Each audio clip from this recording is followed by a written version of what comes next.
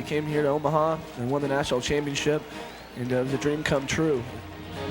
Welcome to Omaha and Johnny Rosenblatt Stadium, home of the 2000 NCAA Men's College World Series. Where blue skies and green grass accentuate a rainbow of dreams. Where history is so precious and the present so bright. Where they take the field so fresh and finish with Rosenblatt in their heart. Where in the end, one team will be crowned the champion and take home the gold. Dreaming in Omaha, the 2000 NCAA Men's College World Series highlight video.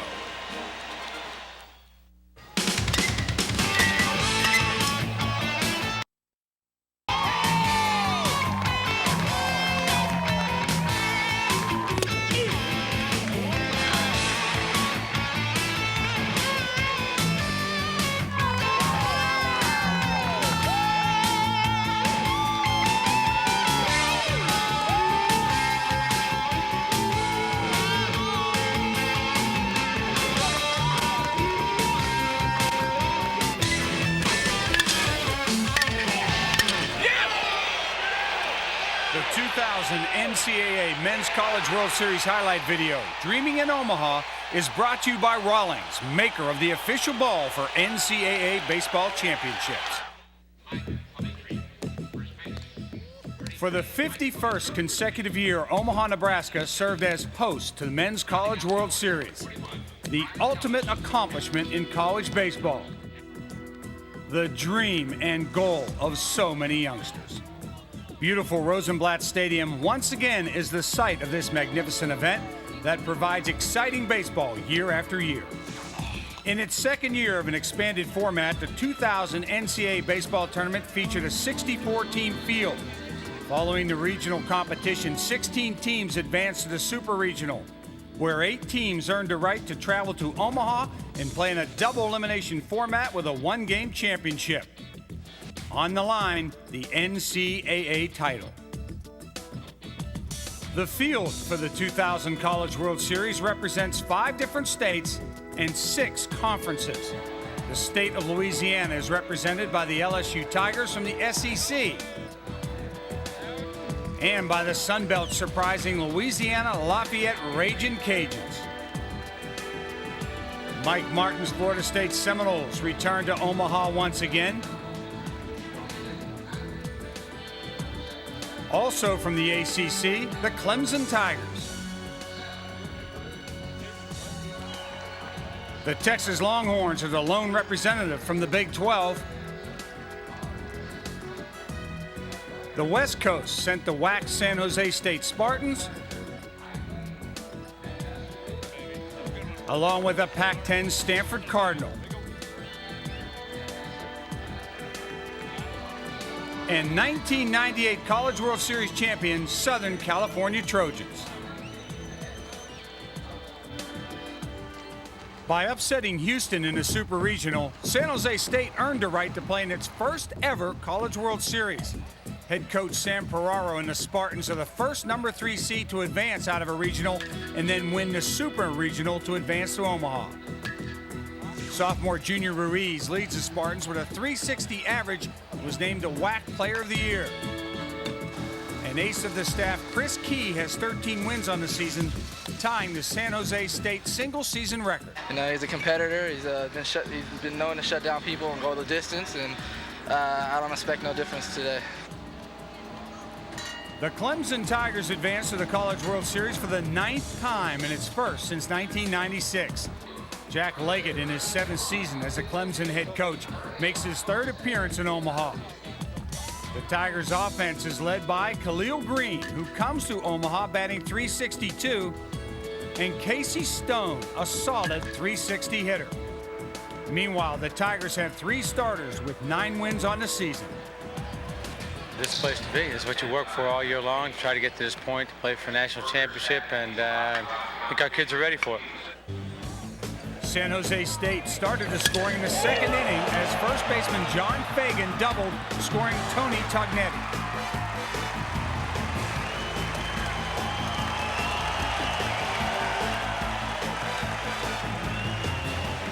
But that lead was short-lived. Clemson's Justin Singleton responded against Chris Key in the bottom of the 2nd His single drove home 2, giving the Tigers a 2-1 lead.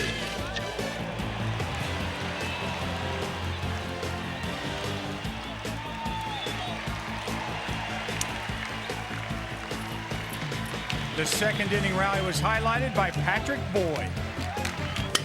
That is hit deep into left field, and it is gone. Clemson sent a statement scoring 8 runs in the second. But San Jose State's Brian Stream refused to fold. There's a shot. It is going all the way to the wall. Scoring, standing up is Patchett, being waved home as well is Brucker. There's going to be a play in third, and sliding and diving is Stream with a triple.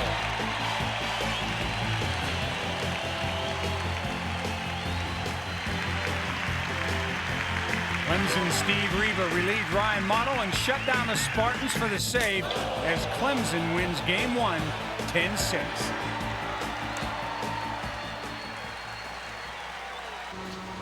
Louisiana Lafayette makes its first ever trip to the College World Series after shocking heavily favored South Carolina in the Super Regional. Head coach Tony Robichaux led the Raging Cajuns to a 47-win season. Louisiana Lafayette offense is extremely balanced. 6 batters finished the season with between 35 and 44 RBI. And on the mound, Scott Doman's 25 career wins is the most all-time for the Raging Cajuns. At first, you know, when the bus passed by, you could hear a hush on the bus, and they have seen a lot of this on TV and video, and now they get to see it for real life. But we've challenged them now that we're here and we've reached a goal. Let's reset our goals and let's get here and do something. So we feel we match up real good. And I told them the opponent traveled with us on the plane. It's not the other teams that are here, it's us. Stanford returns to Omaha for the 3rd time in the last 4 years and 12th appearance all time. The Cardinal own 2 College World Series titles, winning back-to-back in 1987 and 88. Mark Marquez is in his 24th season at the helm of the Cardinal and needs just 8 wins to reach career number 1,000. Stanford is strong all the way through the lineup. 8 of the starters average above 300. And the pitching staff was stellar all season, finishing with a Pac-10 best 3.83 ERA. I really think, whoever plays defense is going to win the game. I really think that's one of the key components to winning this World Series, because most teams are pretty evenly matched. You get your ace against their ace, all of a sudden it's a 4-2 ball game, and all of a sudden a big error can all of a sudden escalate to a 3-run inning, so it's big. Stanford's Jason Young dominated early. He struck out the side in the first and had 5 strikeouts through 3 innings. And Young got some help from his defense as third baseman John Gall spears a liner, robbing Nathan Nelson of extra bases. Stanford took a 2-0 lead into the 4th, and Craig Thompson added to it. There's a shot to left field, and it is off the wall. Chasing it down is Hawkins. Scoring is Van Zandt. Scoring is Alvarado, and on at second with a stand-up double.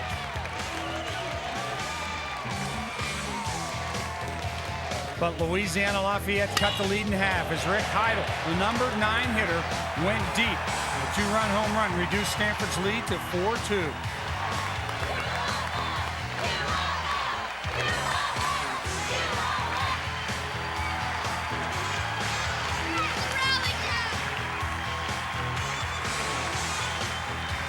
But Joe Borchard countered in the Stanford 5th. That's crushed. Hawkins can just look up at it as Borchard hits one about 15 feet over the left field stands. Louisiana Lafayette clawed back. Jarvis Larry's solo shot in the 7th cut the Cardinal lead to 5-3.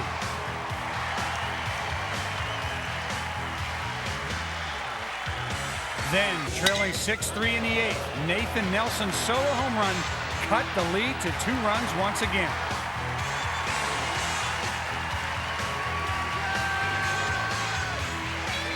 Stanford thwarted ULL's rally attempt as Jeff Brooks struck out Rick Heidel to end the game and give the Cardinal the win in Game 2. The most successful school in the history of the College World Series is back in Omaha. Southern California has won a record 12 titles, more than twice as many as any other school. Mike Gillespie, who led the Trojans to the 1998 championship, has his team peaking at the right time, having won 15 straight games. And the Trojans like the long ball. Justin Gemmel and Bo Craig combined for 34 home runs on the season. While Pac-10 Co-Pitcher of the Year Rick Courier leads the talented USC staff. Rick Courier will go for us today. He's had a great year, and of course he's been here before. He's experienced this, so we'd like to think that he'll be a leader in this situation. Omaha is practically a second home for Florida State. The Seminoles earned their 18th trip to the College World Series and 11th in the last 15 years. Unfortunately for head coach Mike Martin, the championship has always eluded the Seminoles. But the Seminoles have experience on their side. Marshall McDougal and Chris Smith combined for 27 home runs on the season. On the mound, Blair Varnes leads Florida State with an 11-2 record. Any team can win the national championship. What's a shame is that there are going to be 7 disappointed people leaving here. But it's a great opportunity for our young men to get back to this great city of Omaha and compete in the national championship. Leading 1-0 in the bottom of the third, first baseman Ryan Bartholomew added to the Florida State cause with this solo home run.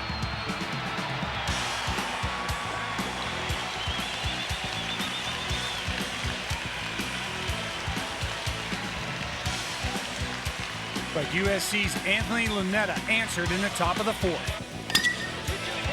Wall up to deep left field. It is out of here.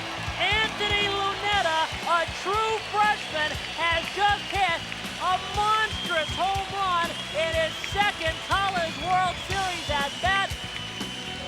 Then with the game tied 2-2, Seth Davidson puts USC on top.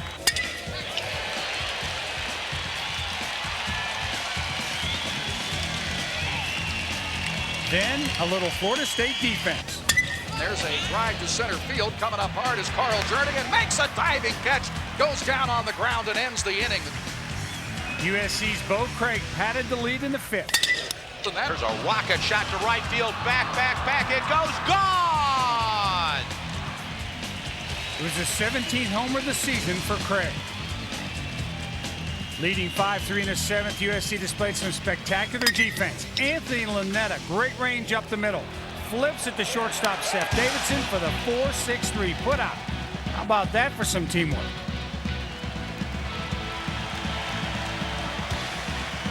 In the ninth, Florida State looked around. 1 out of the bottom of the ninth inning. 6-4 Trojans. Change up, line drive, caught by Davidson. Underhand to Lunetta, and they get a double play to end the game.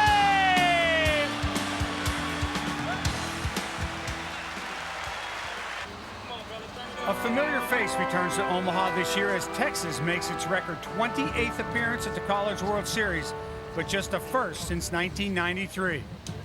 Head coach Augie Garrido will try to add to Texas's 4 national championships. Jeff Ontiveros leads the Longhorns offense with 14 home runs and 67 RBI for the season. Bo Hale and the Texas pitching staff own a 3.12 ERA, best in the NCAA.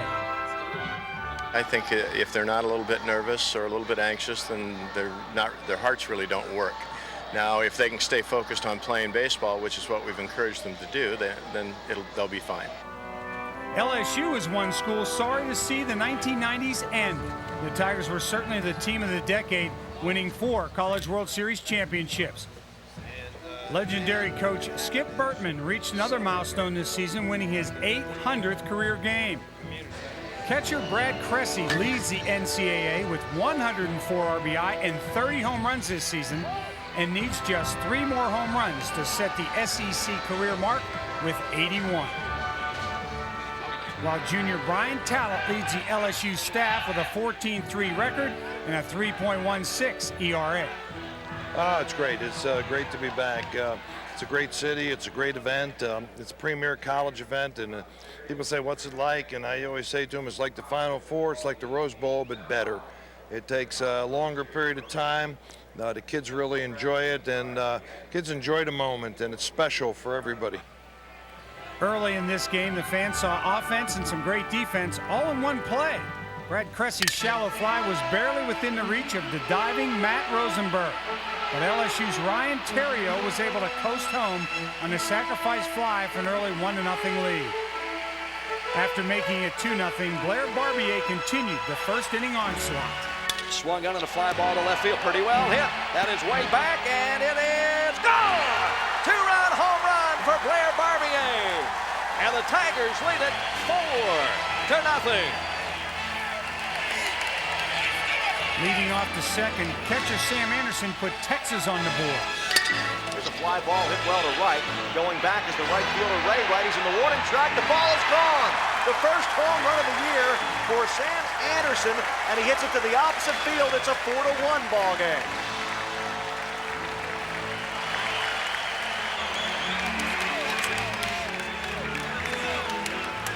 But LSU was too powerful. In the fifth, Barbier went deep again. His solo shot gave the Tigers a commanding 6-2 lead.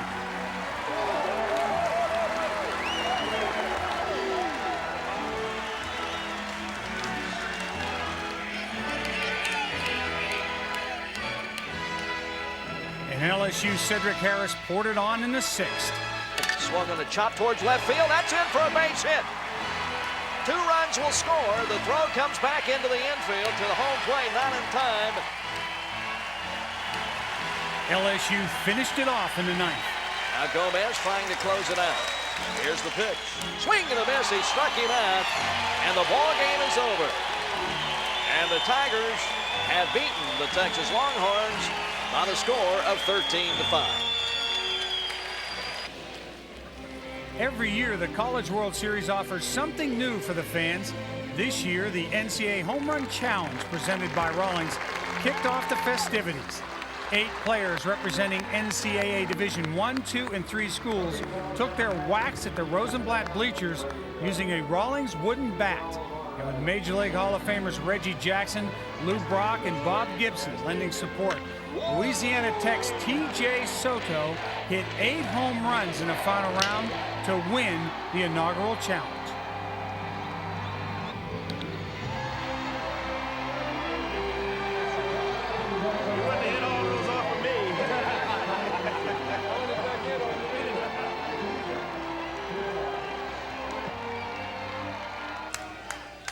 Game 5 pits 2 teams from the winner's bracket as Stanford faces Clemson. The only previous meeting between the 2 schools was an 8-3 Stanford win back in the 1995 College World Series. The Cardinals sends 14-game winner Justin Wayne to the mound, needing 1 win to set the school record. While Clemson's Kevin Lynn allowed just 1 run in 12 2/3 innings in the NCAA tournament. It's gonna work. Here we go. With Joe Borchard at the plate and Joe Sr. watching from the stands, the Cardinal got on the board first. Borchard's single in the top of the 3rd scored Craig Thompson and Edmund Youth.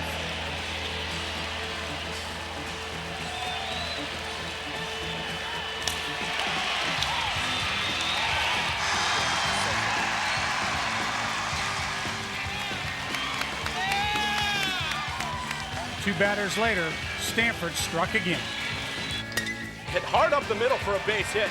Here comes Borchard being waved around third by Dean Stotts. He's easily going to come in and score. And once again, Chris O'Riordan has delivered with a base hit up the middle. The Omaha sky took on an ominous tone, and the game was delayed at the top of the 4th for an hour. But as the showers subsided, the fortunes of Stanford continued in the 5th inning as the Cardinal loaded the bases with no outs and Eric Van Zandt at the plate. Swung on, it is a chopper into the glove of Calitri, over to the shortstop for 1, back to first, wide throw goes into the Stanford dugout, and another run scores. 2 runs come in on the play. Starter Justin Wayne got some defensive help. Edmund Muse diving catch in the bottom of the 5th kept Clemson at bay. The Tigers finally got on the board in the 6th. Hit down the right field line. Will it fall in? Yes, it does. It'll be extra bases. Riley heads to second base. On to score is Baker. Stanley will stop at 3rd. Tigers have gotten onto the board. It's a 7-1 ball game. In the 7th, Stanford's defense shined again. Line right at the third baseman. John Gall leaps up, makes the catch, throws over the first, double play. Stanford is out of the 7th inning. What a spectacular play by John Gall. Then with Justin Wayne looking on for a Stanford record 15th win, Jeff Brooks finished off the Tigers. And with a 2-0 record, Stanford gets a well-earned 2 days of rest. Game 6 at the College World Series is the first elimination game. Lose twice in Omaha and say goodbye. San Jose State is coming off a 10-6 loss in Game 1 to Clemson, giving up 8 runs in the 2nd inning. Meanwhile, Louisiana Lafayette knows all about elimination games. The Ragin' Cajuns rebounded from a loss to South Carolina in the Super Regional to advance to Omaha.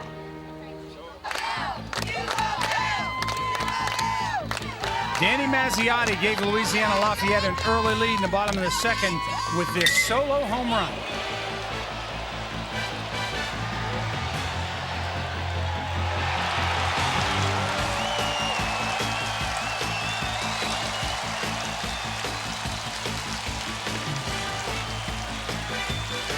Trailing 2-0 in the 3rd, San Jose State got some help from a tough hop.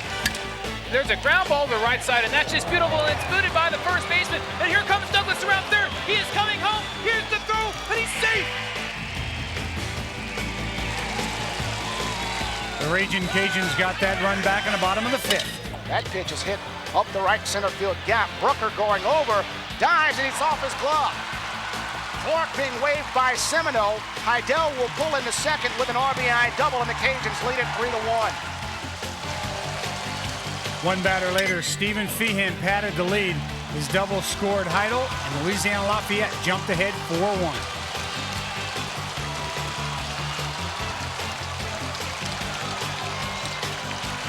But John Fagan would not allow the Spartans to fold. There's a line drive shot, and it is home run. Hello, goodbye.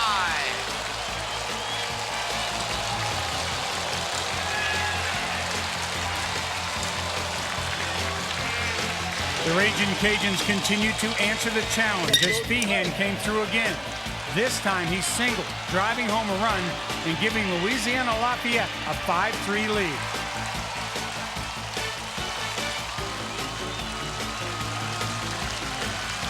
The Spartans were desperate for a rally in the top of the 9th.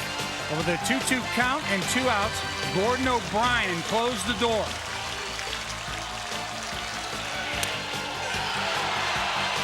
Louisiana Lafayette staved off elimination, while San Jose State was the first team eliminated from the 2000 College World Series. In recent years, the College World Series has been marked by potent offense. The 2000 College World Series, however, saw an incredible display of great defense.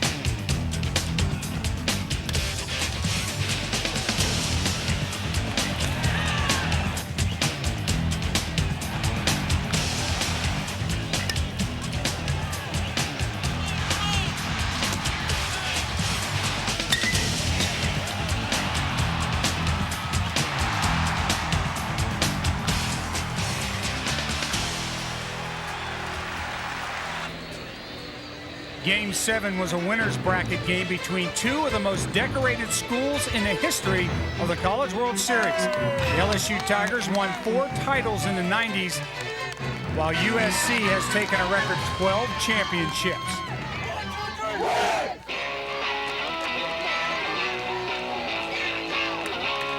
Mark Pryor started strong for USC, striking out leadoff man Ryan Theriot, number 2 batter Mike Fontenot.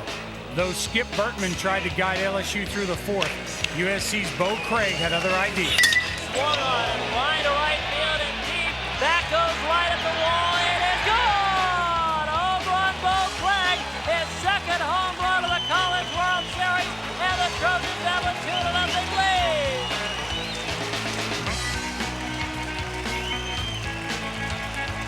USC's Pryor took a no-hitter into the 6th until Terrio broke up the bid with a single over an outstretched Justin Gemmel.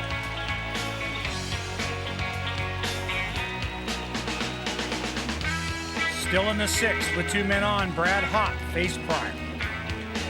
That's a fly ball way back. Left field, right field, way back, and that run is gone. Hott with a 3-run homer.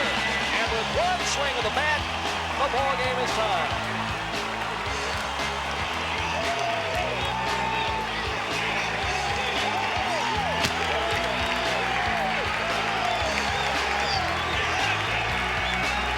LSU broke the tie in the top of the 7th when Terrio came up big again. His RBI single gave the Tigers a 4-3 lead.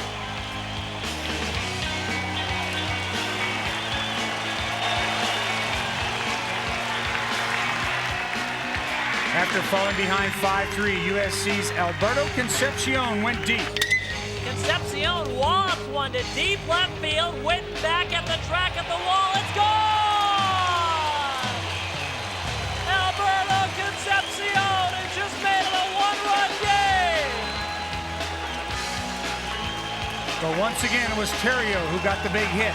His 3rd single of the game knocked in 2 runs, and LSU widened the lead 7-4.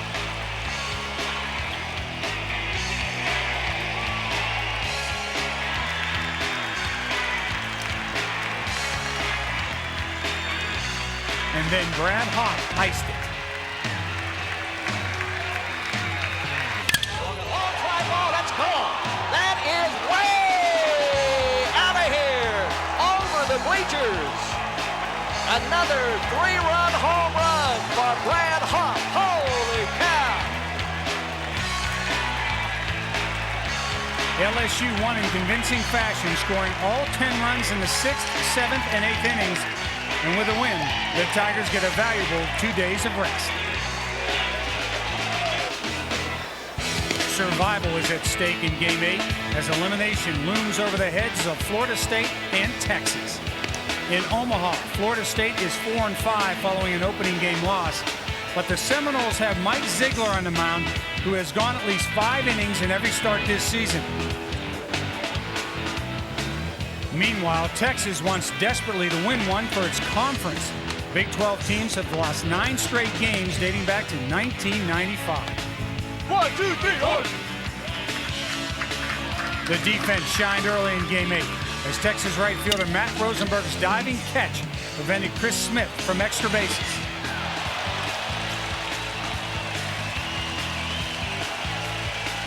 And in the bottom of the 3rd, it was the Seminoles' turn. Florida State turns 2 on a bad hop and gets out of trouble. Brett Groves to Marshall McDougal to Ryan Bartholomew, 6-4-3 double play. But in the 4th, with runners on 1st and 3rd, the Florida State offense took over. Ground ball up the middle. The second baseman, Nicholson, knocks it down but can't control it. It will deflect off his glove and go into center field for an RBI base hit.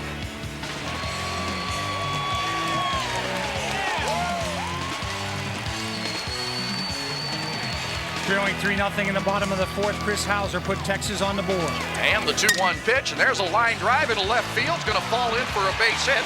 Coming around 3rd is West. He will score, and they've got the runner hung up between 2nd and 3rd. The rundown is underway. Here comes the tag from Marshall McDougal, and he is out. Longhorns pitcher Phil Seibel got more help from his defense in the 5th. 1-2 pitch, hard bouncer to 2nd, almost took Nicholson's head off. He throws to short and throws to 1st. Double play. But Florida State's Ryan Bartholomew iced it in the 8th. High fly ball, deep right. Rosenberg back to the track, to the wall. It's gone. 4th row of the bleachers in right center field. Ryan Bartholomew says, get that right-handed pitcher up there. His 3rd home run of the College World Series, and the Seminoles will take a 6-1 lead on the dinger. With the win, Florida State extends their stay in Omaha and will face Southern California in another elimination game. Meanwhile, Texas becomes the 5th straight Big 12 team to go 0-2 in the College World Series.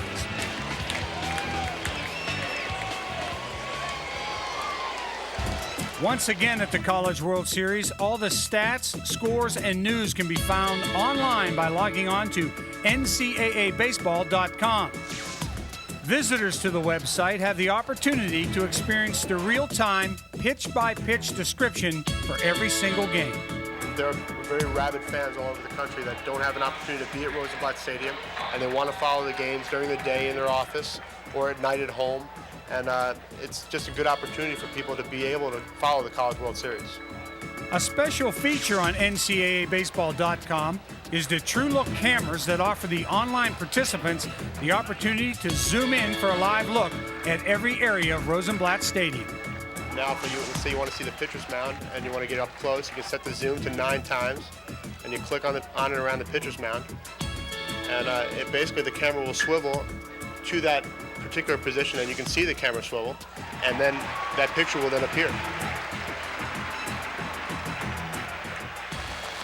And bad weather appeared in Omaha, causing games 9 and 10 to be delayed a day.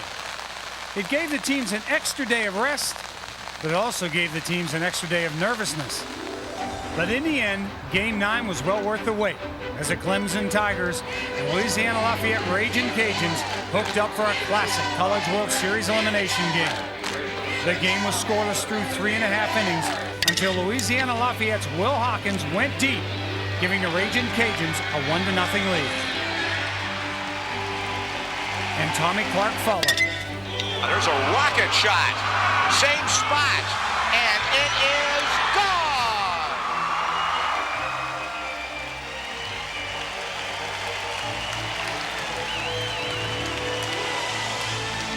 With Stephen Feehan on third in the 5th, ULL caught Clemson off guard. Feehan stole home and gave the Ragin' Cajuns a 3-0 lead.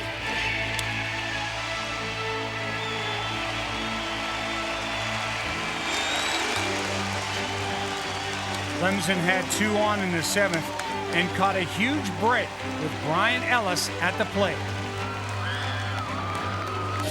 Ground ball, right side, off the glove of the first baseman. 2 runs will score. Safe down at first is Ellis, and it's a 3-2 ball game on the E3. Later in the 7th, with 2 on, and Gordon O'Brien on the mound, Khalil Green doubled, and the Tigers moved ahead 4-3.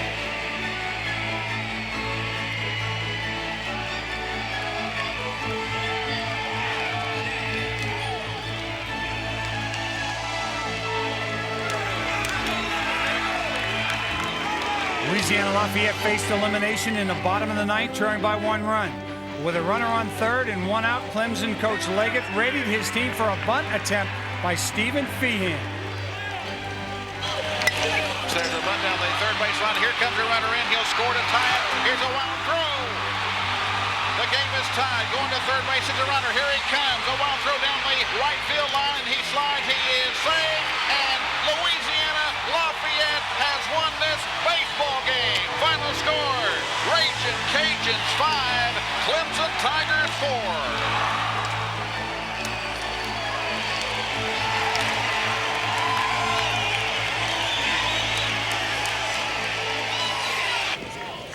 Game 10 was another elimination game, matching up 2 College World Series powerhouses as Southern California faced Florida State.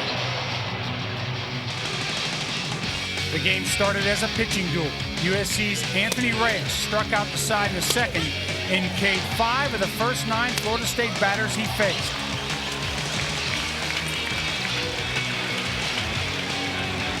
And the Seminoles' John McDonald followed suit, striking out 4 through 3 innings, allowing just 1 hit.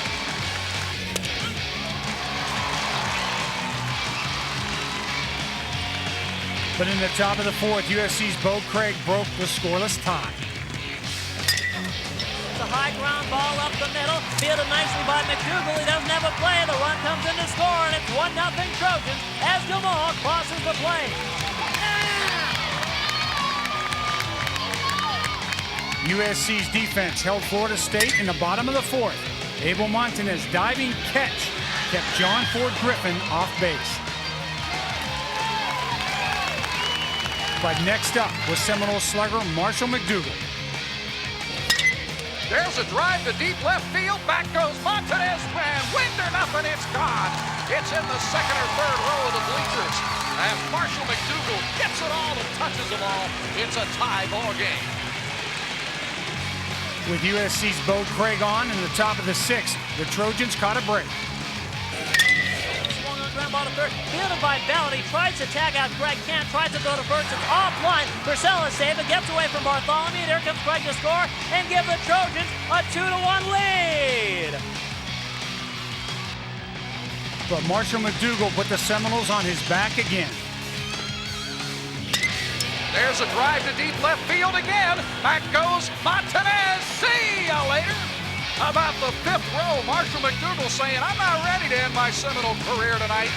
And he, for the second time, ties up this ball game with a home run.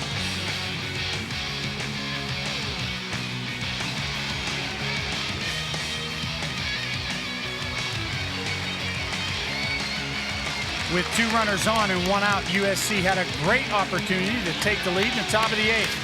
But John McDonald got Alberto Concepcion to ground into a huge 5-4-3 double play to end the inning. And USC threatened again in the top of the 9th.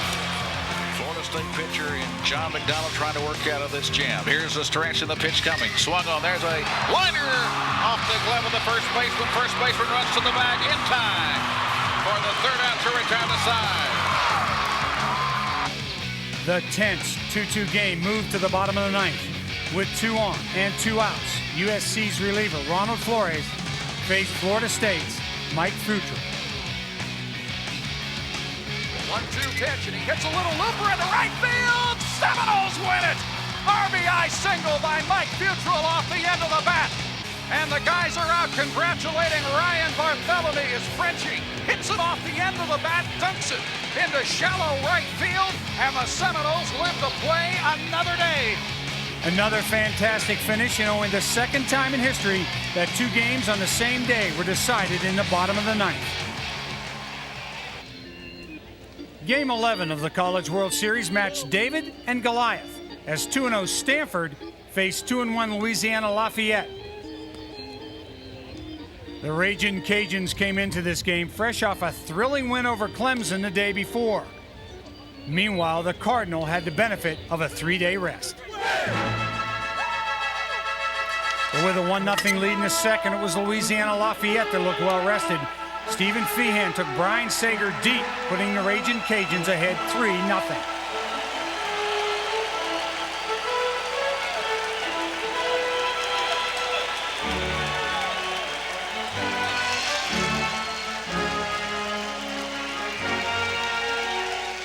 Two batters later, ULL made it 4-0. Nathan Nelson rips one off the wall and left. Ryan Gill will score. Nelson with the double. The heavy underdogs weren't finished. Nelson's aggressive steal attempt of third base created yet another run for the Cajuns. And they still weren't done. Swung on, hit to right center field. That's hit well. Going back as Borchard looks up. It's gone. Hawkins hit it into the wind and hit it out. For his 11th home run of the year, his second of the College World Series. Though it was still early, Stanford found itself in a shocking 6-run hole. But they quickly dug themselves out, loading the bases with left fielder Andy Topham at the plate.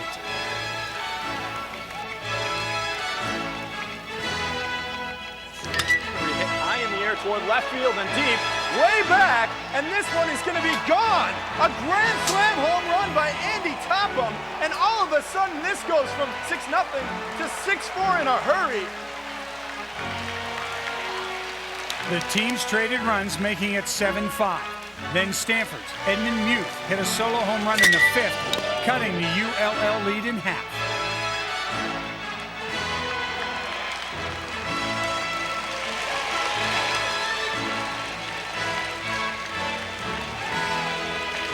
The Cardinal would take the lead on a hit by pitch and then really poured it on in the 6th.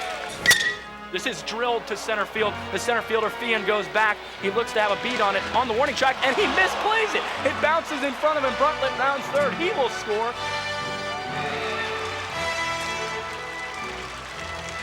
The onslaught continued one batter later. Chris O'Riordan's double brought home Bruntlett, giving Stanford an 11-7 lead. And 2 batters later, Eric Van Zandt continued to rally. There is a line drive, and it is a base hit going all the way against the wall. Tommy Clark dive, can't get it. Scoring, standing up is O'Riordan. Scoring, standing up is Topham. And going into third with a stand-up triple is Van Zandt, and it is 13-7.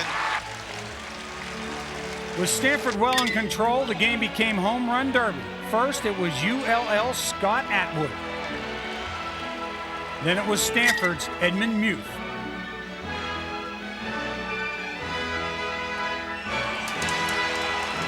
Then Nathan Nelson.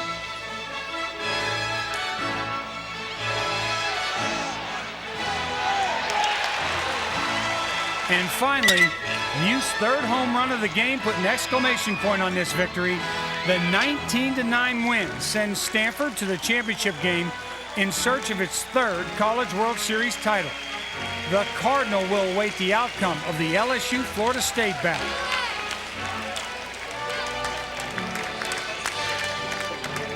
Meanwhile, the run is over for Cinderella Louisiana Lafayette. The Ragin' Cajuns made a lot of believers in Omaha and leave with their heads held high.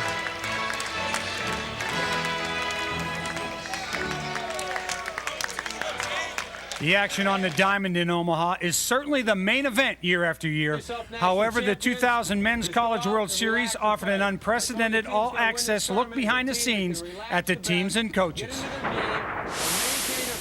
All the way through the tournament. This is the Cajun hitting genie, and what I do before each game, you know, I stand in my locker, kind of like this is my locker right here. I stand in it, and I just kind of give a little bit of this on it right here, just a little bit, like this. Are you kidding me? Dude, gum, that's a big burger. I can't eat all that. Hey, don't throw your fries away, because those are good. That's the remains of the pound burger.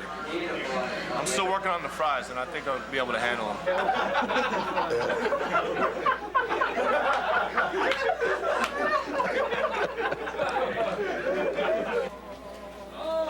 Oh, no, no, no, no. Oh, bring it over, baby, bring it over, yeah. Yeah. Oh! You want that, Thomas? What you got to say, Cisco? You want me to do your eyebrow? Y'all ready? Let's go. We got some bleach hair going on in here. That's a body right there, baby. Look at that. Be ashamed to look stupid and not win, huh? You've seen the best, you've played the best, you've beaten the best, and you're in the mix with the best. We've got each other. Stick together. We're one as a unit. We're dynamite. You represent LSU, you represent your family, you represent your maker. I want you to enjoy the moment, have a ball, and play like champions. Let's go, baby. With Stanford safely through to the championship game, 2-0 LSU faced 2-1 Florida State in Game 12. A win by LSU would give the Tigers the chance to play for their 5th College World Series title. What's up, man? We chilling. A win by Florida State, however, would force a rematch and keep the Seminoles' hopes alive for their first ever championship. As he did in LSU's first 2 games, Brad Hopp produced for the Tigers in the bottom of the first. His single scored Mike Fontenot, and LSU was out to an early 1-0 lead.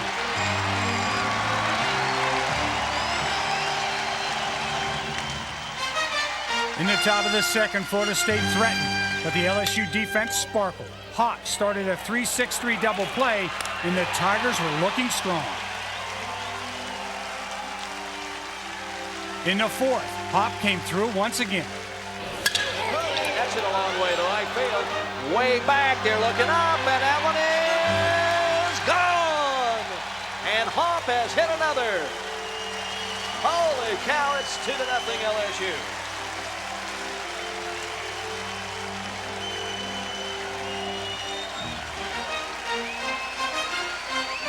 Mike Martin's chance for a championship appeared dim in the bottom of the 5th as Ray Wright came to the plate.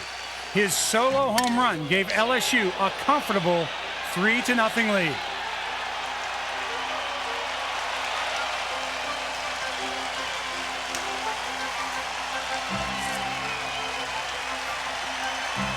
In the sixth, with Carl Jernigan on second, Florida State finally got to Skip Bertman's Tigers. That's a shot past the third baseman into left field, base hit. They'll wave Jernigan around. There may be a play at the plate. It comes through. It's not in time, and the Seminoles get on the board. It's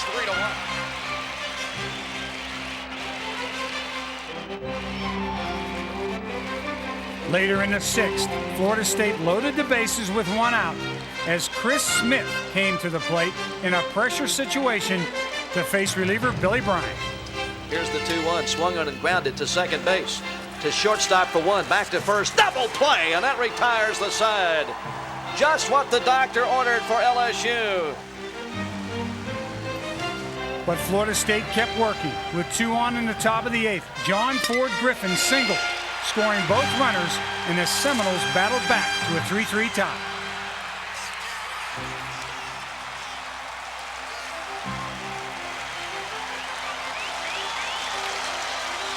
With Blair Barbier up in the bottom of the 8th, LSU loaded the bases against starter Blair Varnes.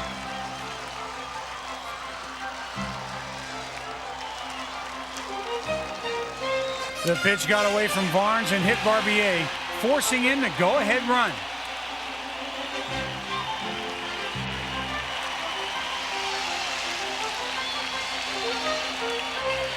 And with Cedric Harris up 2 batters later, the bases were still loaded.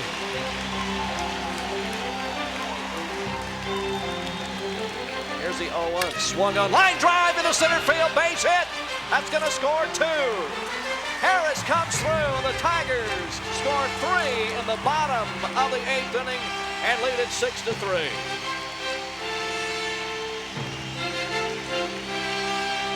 In the 9th, Florida State still had life. 2 balls and 2 strikes, 2 outs and 2 on. In the top of the 9th inning, Hodges into the stretch.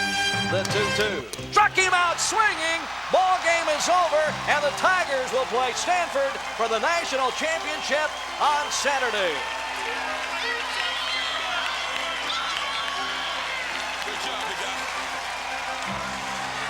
And once again, Mike Martin and his Florida State Seminoles go home without the trophy. Game 13, the championship game of the 2000 Men's College World Series. LSU versus Stanford, the SEC versus the Pac-10.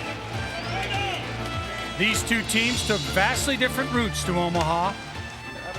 LSU has not lost a single postseason game, sweeping the SEC tournament, the NCAA Regional, Super Regional, and its first 3 games at the College World Series, a 12-game winning streak. 6'7" junior Brian Talent got the call for the Tigers. The lefty entered the championship game with a 15-3 record.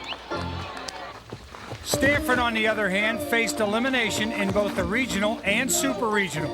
But strong senior leadership helped the Cardinal overcome those obstacles, and now Stanford finds itself 1 game away from its 3rd College World Series title. Because of Stanford's outstanding pitching depth, Coach Mark Marquis struggled with his decision on a starter. In the end, he handed the ball to Jason Young, but knew he could bring Justin Wayne on in relief at any time. And with 24,282 in attendance at Rosenblatt Stadium, the 2 powerhouses were set to put on quite a show.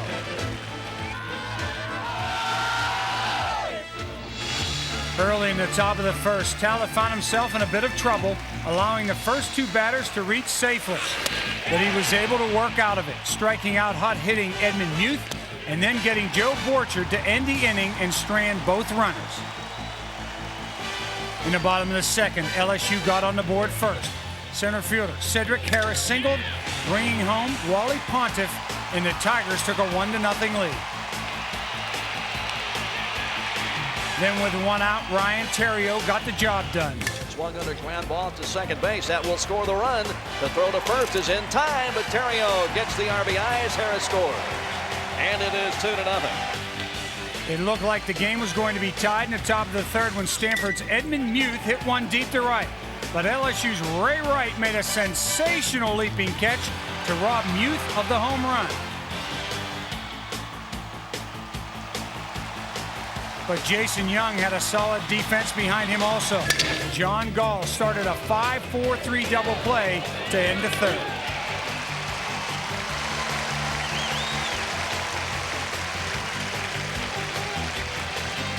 In the top of the fourth, Stanford finally had things going its way. The Cardinal loaded the bases, and Craig Thompson had a dream come true. This one is crushed to left field. Witten goes back to the warning track. This ball is gone. Grand slam, home run, Craig Thompson, and the Stanford Cardinal have taken a 4-2 lead in the national championship game. How about that?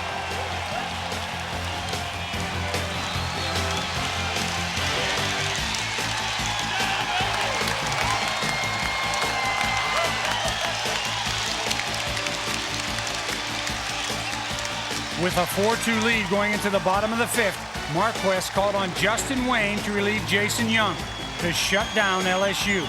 And it appeared to be a good move as Wayne struck out Brad Cressy to end the fifth. In the top of the sixth, John Gall added to Stanford's lead. Alvarado, the catcher, is on at third. On at first is Muth with the walk. Breaking ball lined into right field. He just reached out and slapped it, and that'll bring home a run.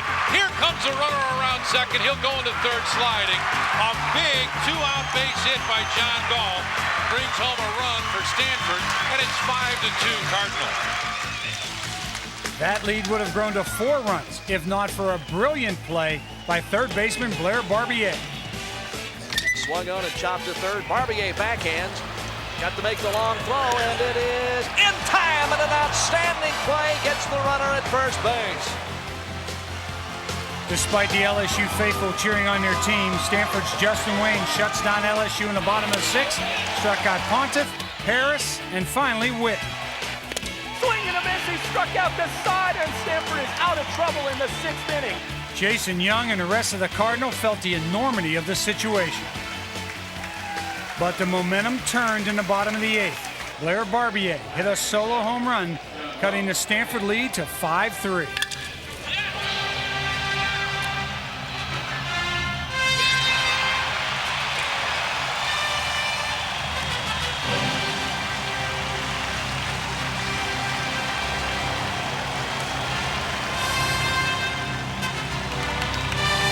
Then the big blow. With Pontiff on base, Jeremy Witten became a hero. Pretty well hit, left field at the wall. He can't get it. Two-run homer. Witten has tied it.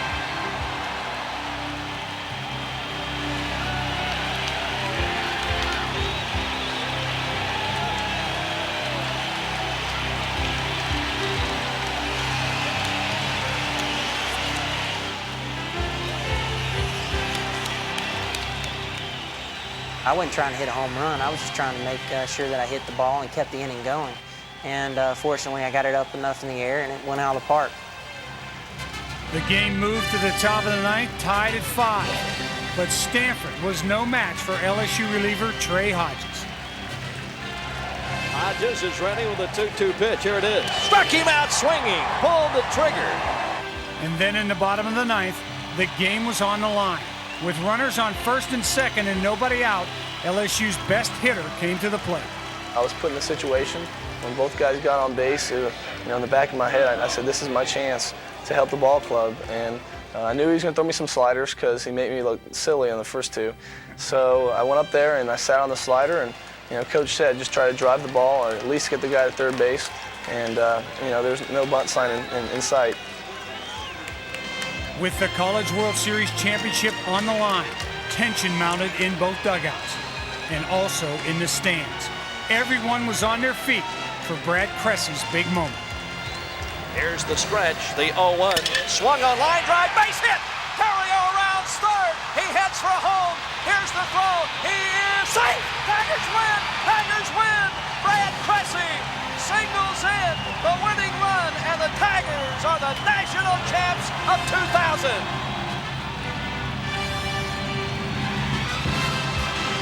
I went up there and I hit the ball hard, and it was just a great feeling because I don't deserve all the credit. I tell you what, Jeremy Witten and Blair Barbier, those big home runs, I wouldn't have been put in that situation if it wasn't for that. It was just a great team effort. I'm glad to be part of it.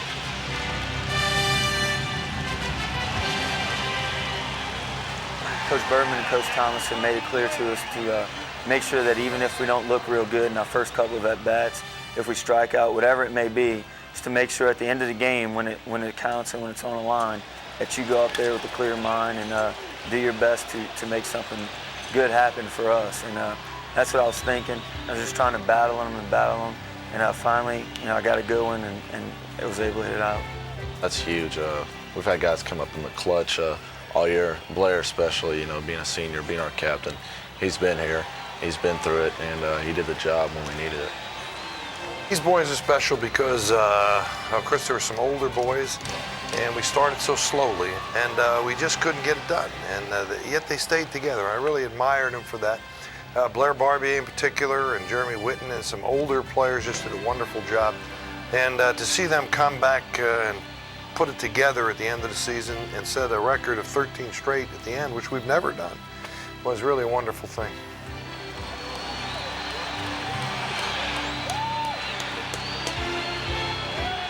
Dreams do come true. Just ask the LSU Tigers, champions of the 2000 NCAA Men's College World Series. The LSU Tigers' 5th national title.